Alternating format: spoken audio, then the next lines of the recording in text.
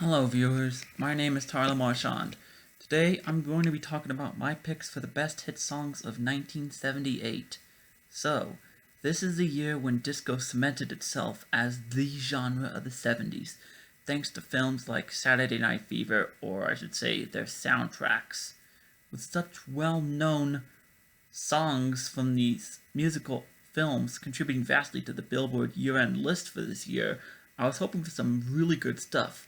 Unfortunately, it didn't really materialize as much as I would have preferred.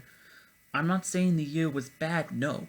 I have 15 songs to talk about today, but when it came to Grease, neither John Travolta nor Olivia Newton-John really impressed me with their musical output, and as for Saturday Night Fever, most of the songs there were courtesy of Andy Gibb and company, and while none of them were bad, very few rarely soared higher than decent for me and thought sorry.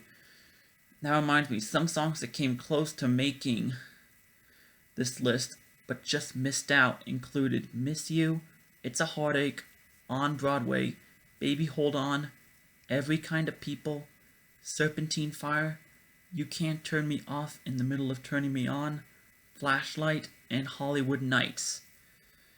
And pivoting to something familiar, for my regretted omission from 1979, I'm retroactively upgrading We've Got Tonight. Now, the 5 honorable mentions.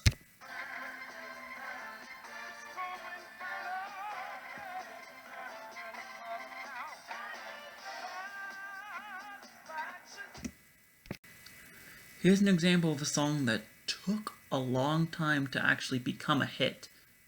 This song was originally released toward the end of 1976, and as a little side note, I'm going to be seeing pretty soon if that year lives up to the hype that certain music critics like Nerds and Afro and Todd in the Shadows claim that it does. Anyways, yeah, the song was released toward the end of 1976, but didn't blow up until it was featured in Saturday Night Fever more than a year later. As with most disco music, lyrics aren't too important in the song. The instrumentation glows the most with this track, especially that bass line. So we're already off to a good start, aren't we?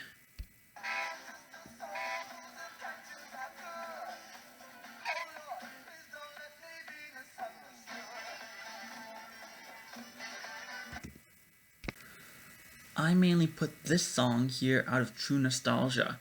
Back in the days when I owned an iPod, I remember having this song in my library, courtesy of the soundtrack to the Quentin Tarantino epic known as Kill Bill. Like a lot of music from this time frame, it is a disco track. But what sets it apart from other disco music is the unique Latino flavor that I feel fits fantastically well. I have no idea how this happened, but this isn't the only disco track on this list with Latino instrumentation. I recommend you check the song out if you aren't already familiar with it.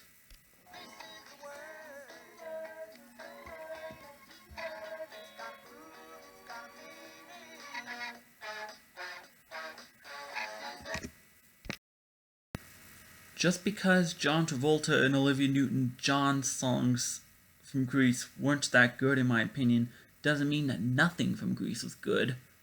The theme song from the movie, courtesy of Frankie Valli of Four Seasons fame, is a testament to that. Man, do those synths and guitars create a truly infectious tune. If I get to hear this song more frequently, it'll be more than fine by me.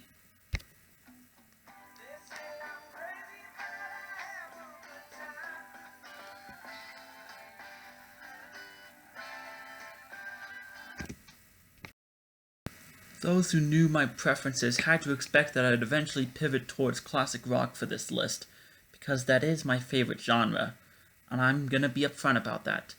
But that doesn't mean that we're gonna be done with disco. In fact, towards the middle of the actual list proper is when we're gonna get back to it, but for now, the signature track from Joe Walsh of Eagles fame. This was one of those songs that I always knew pretty well. I hear it quite frequently in Reno, but never knew what the name was. Accented with southern rock instrumentation, this song offers a look into Walsh's life as a musician. He lives at large at parties, gets totally smashed and has such distorted view of reality that it's alienating those closest to him. I'm going to continue to enjoy this song in the future. And while on the topic of songs about musicians' lives,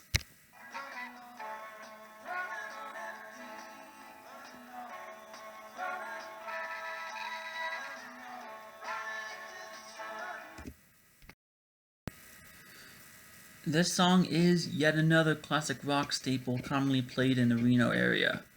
Like I said before, this song is a track about life as a musician, where Jackson Browne is reflecting on how he moved from joyriding along the California coast in his teens to touring the country as a musician in the 20s. He views it through the lens of always driving down along the road. He doesn't know where it's going to take him, or actually when it actually took him to his life as a musician, but he's in for the ride. So this, in a way, this song kind of fits in with the Heartland rock mold, which is something I never thought of before, but it truly fits. Okay, now those were my 5 honorable mentions. Now let's see what songs made my top 10 proper. Number 10. Okay, something happened to this group around the turn of the decade, as I'm finding that a lot of their 70s output was pretty good compared to their 80s output.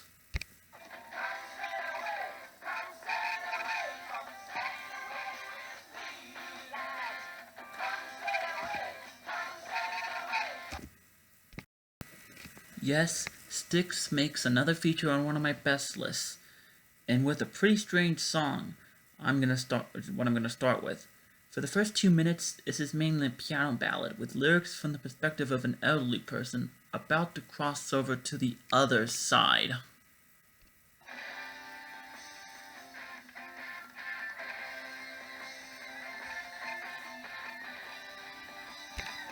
But then the song picks up dramatically, save for that synth segment that the band is known for, which actually works here and is, I believe it's supposed to represent the moment the narrator officially entered the afterlife. Like in Renegade, I actually don't mind Dennis DeYoung's voice here, even during the voices, which is where I would think most people would find his voice annoying. I'm open to discovering more Styx songs that I actually will like going forward. Number 9. Everyone knows that I tend to like rock music the most. That much is very apparent. What people probably won't or don't expect is that it isn't completely limited to hard rock, however. In fact, it is not going to be until we reach the toward the upper middle slots in this list when we get back to the more heavy rock songs. A lot of these next tracks are going to be softer rock tracks that I do enjoy, such as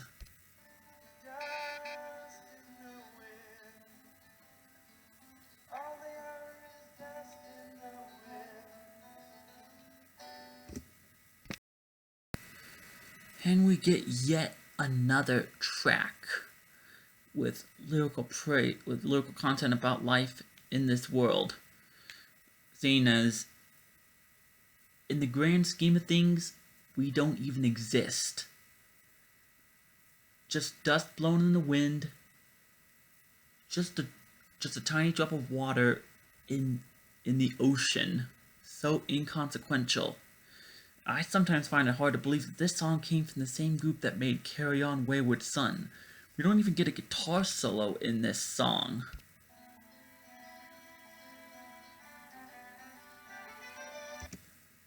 But instead, we get that string segment that is just gorgeous to listen to. What much do I need to say? This is nothing but praise to give to this song. Number 8. Okay, now this next entry is, in a way, classic rock, but I really consider it only because of some slight acoustic guitar instrumentation in the background.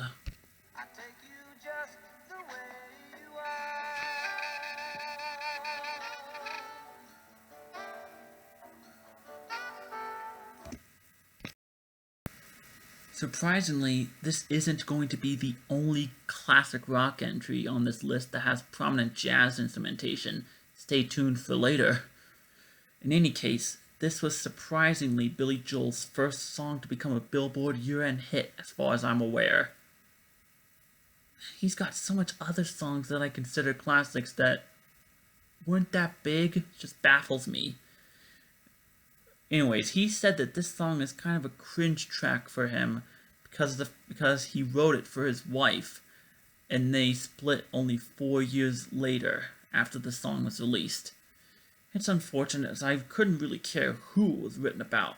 Aside from the lyrics, this song shines with the jazz instrumentation, courtesy of the washed keyboards and saxophone, with a solo being thrown in there towards the end.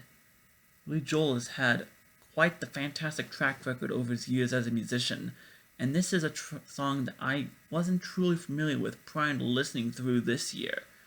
Now I'm going to be intently listening for it on my local stations, and they really seem to like Billy Joel nowadays. Number 7. And now we come to the other classic rock track with jazz instrumentation.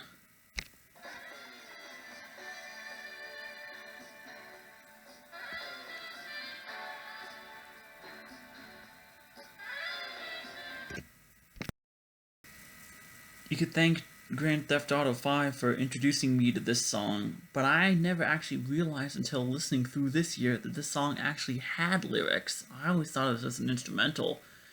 Anyways, the only singing in this song comes in the 2 verses, where the Scottish musician Gerry Rafferty is unhappy with life in the big city. The closest that this song has to a chorus is that jazz segment that I used to introduce this track. Against the background keys, that saxophone proves you don't need lyrics to create a legendary chorus.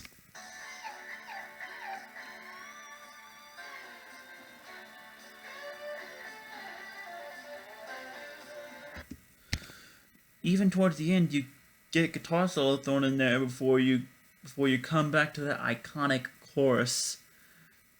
I just can't. I'm kind of speechless. Like, this song is flat out awesome. Yes, it is 6.5 minutes long, but I could listen to it all day long. Number 6. A case can be made that this song is a soft rock ballad, and I see how it could be considered rock. However, simply because of where the song came from, I'm gonna call it disco. You can make up your own mind, but I'm just delaying the inevitable.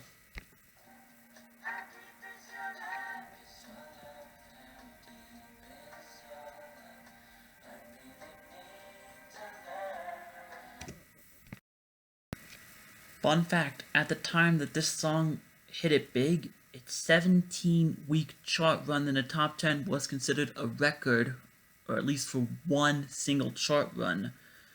I mean, because apparently from what my understanding is that the twist gone in 25 weeks across 2 chart runs. I find, yeah. We go from a time when 17 weeks is a record in the top 10. Now we live in an era where songs are consistently spending upwards of 30 weeks in the top 10. Anyways, considering how widespread the Gibb brothers were in 1978, there was bound to be some music from them that I would like. But to be honest, I was actually very familiar with this song long before listening through this year, and liked it for a long time. The soft instrumentation lends itself very well to this love song from Saturday Night Fever, and the brothers' voices go great together. If I were to say that this was the only Bee Gees song on this list, your first instinct would be to call me a liar. We'll see, and well, you'd be right. But first, number 5. A brief reprieve to all those soft tracks that have made the list so far.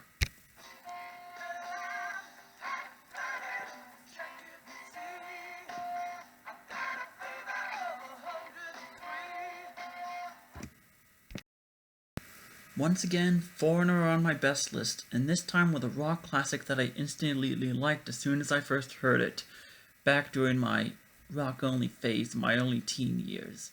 Of course, what drew me into this track from the beginning was that rollicking guitar riff that provides a backdrop to the equally infectious chorus. You also got lyrics about Mick Jones wanting to get together with a girl he likes, and he is, to the point where it's making him ill. I'm content to just listen to this track for the instrumentation alone. It's that good. And now, like promised, the obvious pick, number 4.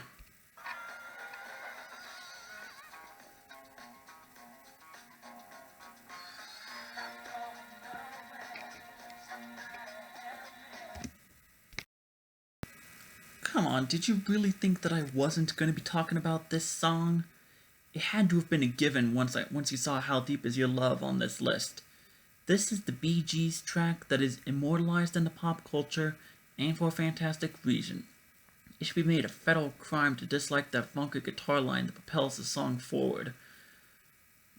Beyond that, I can't really add much more to this song that hasn't already been said by millions of others before me, so I'll just say it. It is a well-deserved classic. Number 3. It is very rare that I put 2 versions of the same song on my best list, but here is an exception. I put a cover of this track on my best list for 1994, and I said that I might get to the original in a future video. Now is a future video.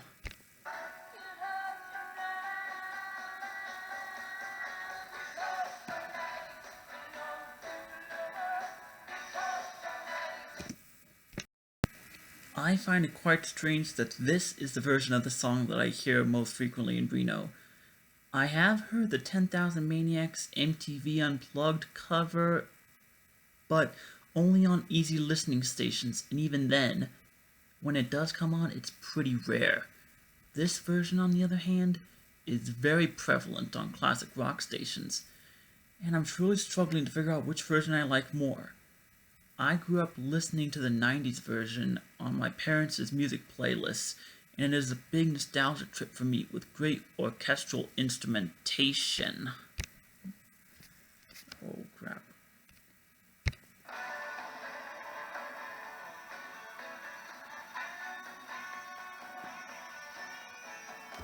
But this one leans more into the rock direction, courtesy of that guitar solo. Whichever one I end up deciding I like more, I'm still going to enjoy both versions. Alright, number 2. I apologize for that moment when I was covering the camera because I was about to click play on the wrong music clip. You're going to find out what that music clip is in a second. But let's go back a bit. Remember how I said during my slot for Don't Let Me Be Misunderstood that song wouldn't be the only Latino disco track to become a hit from this year? Well, that other track occupies my number 2 slot, and it comes courtesy of perhaps the king of easy listening pop from that era.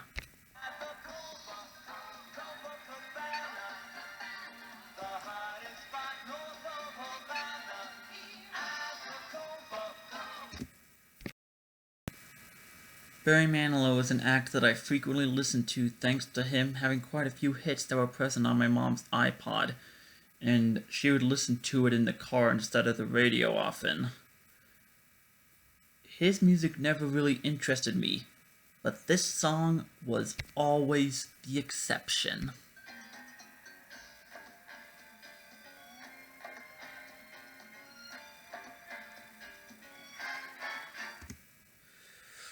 Mainly because I've always been drawn in by that magical sounding instrumental that leads into the verses.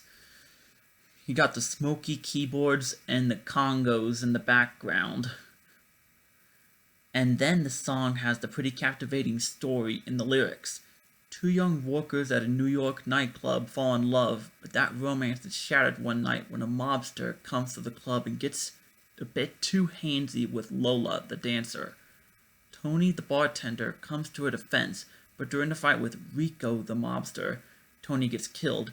This devastates Lola to the point where she lets go of herself completely, doesn't enjoy her life anymore.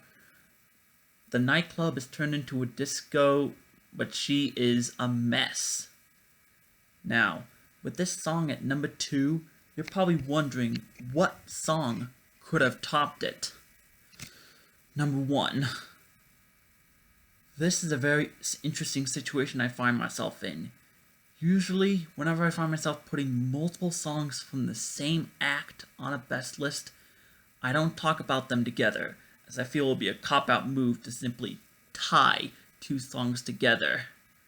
I didn't do that when Green Day dominated the charts in 2005, even though I very well could have, since I liked all three of those songs. Here, my number one pick is actually two songs. And it's a point where I have absolutely no choice but to pair them together.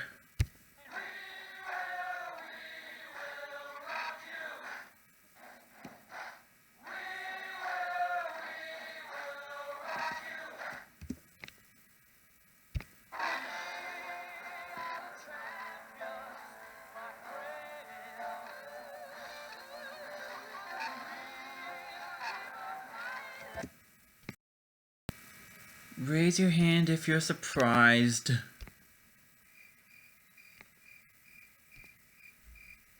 Yeah, that's what I thought. Anyways, there exist quite a few cases where two songs are meant to be paired together, or at least that's how often I hear them on radio stations. Some examples here in Reno are that the instrumental Eruption gets played before Van Halen's cover of You Really Got Me, and even Chicago's Hard to Say I'm Sorry has a prologue called Get Away, which is easily better than the song that it is paired with. And this is perhaps the ultimate example. I have yet to find an instance when these two songs aren't played together. Both songs are very popular at sporting events, and for fantastic reason. We Will Rock You is just drums and vocals for the majority before breaking out into that rock and guitar solo.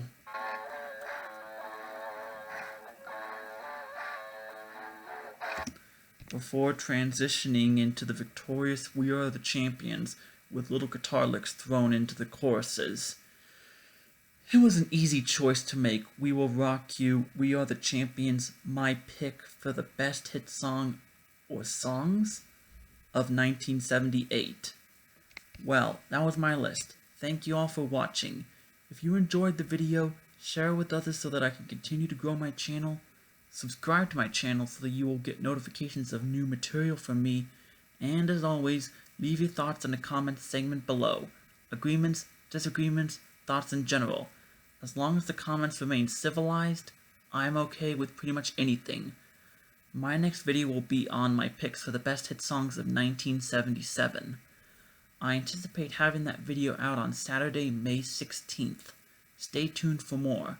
Until then, I'm Tyler Marchand, and I'll see you later. Take care and stay safe out there.